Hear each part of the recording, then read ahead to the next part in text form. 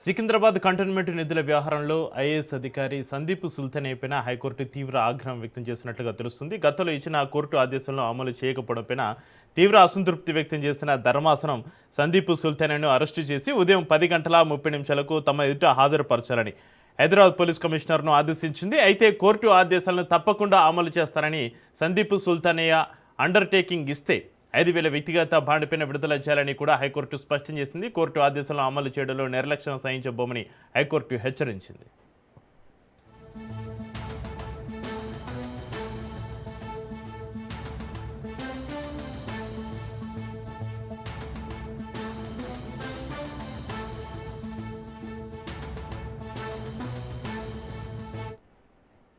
Secunderabad cantonment నిధుల వ్యవహారంలో IAS అధికారి సందీప్ సుల్తాన్పైన హైకోర్టు తీవ్ర ఆగ్రహం వ్యక్తం చేసింది. గతంలో ఇచ్చిన కోర్టు ఆదేశాలను అమలు చేయకపోవడంపైన తీవ్ర అసంతృప్తి వ్యక్తం చేసిన ధర్మాసనం సందీప్ సుల్తాన్ను అరెస్టు చేసి ఉదయం 10:30 తమ ఎదుట హాజరుపరచాలని హైదరాబాద్ పోలీస్ కమిషనర్ను ఆదేశించింది. అయితే కోర్టు ఆదేశాలను తప్పకుండా అమలు చేస్తానని సందీప్ సుల్తానయ్య అండర్టేకింగ్ ఇస్తే 5,000 వ్యక్తిగత బాండ్పైన విడుదల చేయాలని కూడా హైకోర్టు స్పష్టం చేసినట్లుగా తెలుస్తుంది.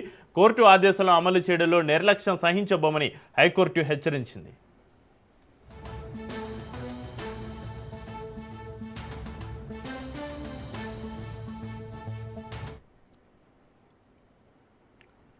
సికింద్రాబాద్ కంటోన్మెంట్ నిధుల వ్యవహారంలో ఐఏఎస్ అధికారి సందీప్ సుల్తాన్పైన హైకోర్టు తీవ్ర ఆగ్రహం సంబంధించి మరింత సమాచారాన్ని మా ప్రతినిధి పవన్ ఫోన్లో అందిస్తారు. పవన్,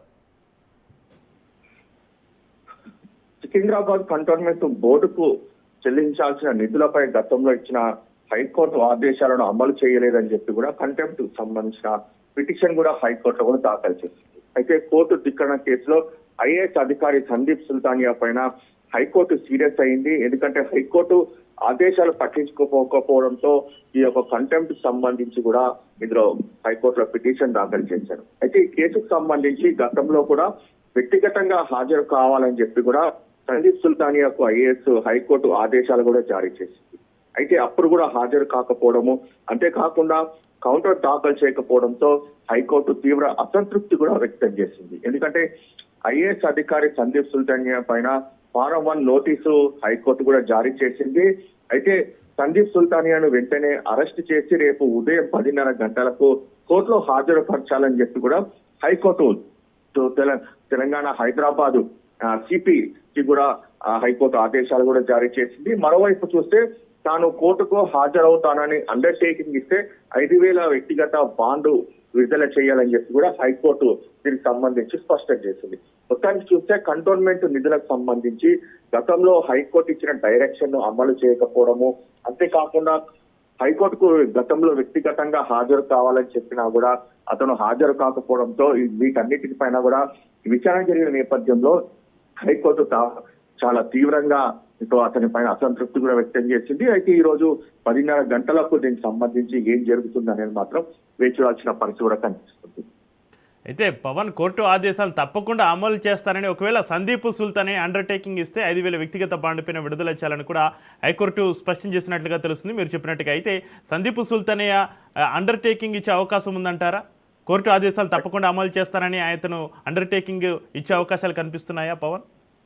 అయితే ఖచ్చితంగా చూస్తే మాత్రం ఈ రోజు 10:30 హాజరయ్యే అవకాశమే చాలా ఎక్కువగా కనిపిస్తుంది. ఎందుకంటే అండర్టేకింగ్ ఇస్తే మాత్రం 5,000 వ్యక్తిగత బాండ్ విడుదల చేయాలని చెప్పి కూడా హైకోర్టు ఆదేశాలు ఇచ్చారు.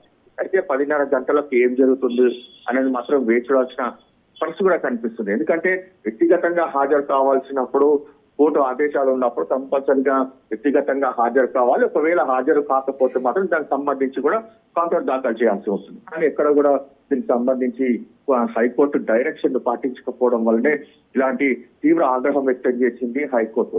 అయితే దీనిపైన 10:30 ఏం జరుగుతుంది అనేది మాత్రం వేచి చూడాల్సిన పరిస్థితి కూడా కనిపిస్తుంది. Right, thank you Pawan.